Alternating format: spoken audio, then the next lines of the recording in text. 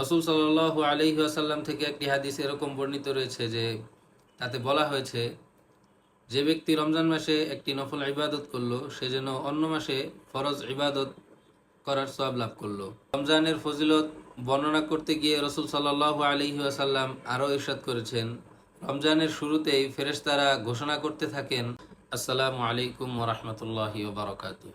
রমজানের বিশেষ আমল সমূহের নতুন পর্বে সকলকে আন্তরিকভাবে মোবারকবাদ। রমজানের অন্যতম বিশেষ আমল হলো রমজান মাসে ভালো কাজের পরিমাণ বাড়িয়ে দেওয়া।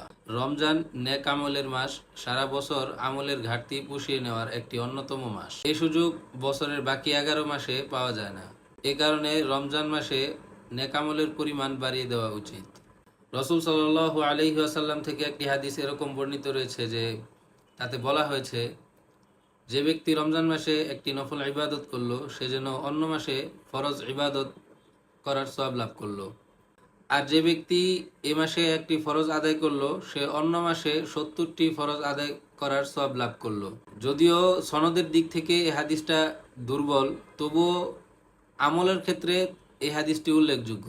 রমজানের ফজিলত বর্ণনা করতে গিয়ে রসুল সাল্লাল্লাহু আলাইহি ওয়াসাল্লাম আরও ইরশাদ করেছেন, রমজানের শুরুতেই ফেরেশতারা ঘোষণা করতে থাকেন, ইয়া বাগিয়াল খায়রি আকবিল, হে কল্যাণ প্রত্যাশীরা সামনে অগ্রসর হও। এই হাদিসের মাধ্যমেও মাহে রমজানে নেক আমলের প্রতি মনোযোগী হওয়ার বিশেষ তাৎপর্য ও গুরুত্ব ফুটে ওঠে। আমাদের চিন্তার বিষয় হলো, একটি মাস কতটা গুরুত্বপূর্ণ এবং ফজিলতপূর্ণ হলে স্বয়ং আল্লাহ তাআলা ফেরেশতাদের মাধ্যমে আমাদেরকে কল্যাণের প্রতি ধাবিত হতে ঘোষণা করেন। ফেরেশতাদের এই ঘোষণা আমাদেরকে বারবার এই মেসেজটি দেয় যে ভালো কাজের মৌসুম এসেছে, আল্লাহর প্রিয় হওয়ার সুবর্ণ সুযোগ এসেছে। এখন সময় নেক আমল করার, এখন সময় জান্নাতে অগ্রসর হওয়ার। এরপরও যদি আমরা উদাসীন থাকি, হেলায় হারিয়ে ফেলি এই সুবর্ণ সুযোগ, তাহলে আমাদের থেকে হতভাগা আর কে হতে পারে। অন্যান্য সময় যে আমলগুলো আমরা নিয়মিত করি, রমজান মাসে তা আমরা একটু বেশি বেশি করার চেষ্টা করব।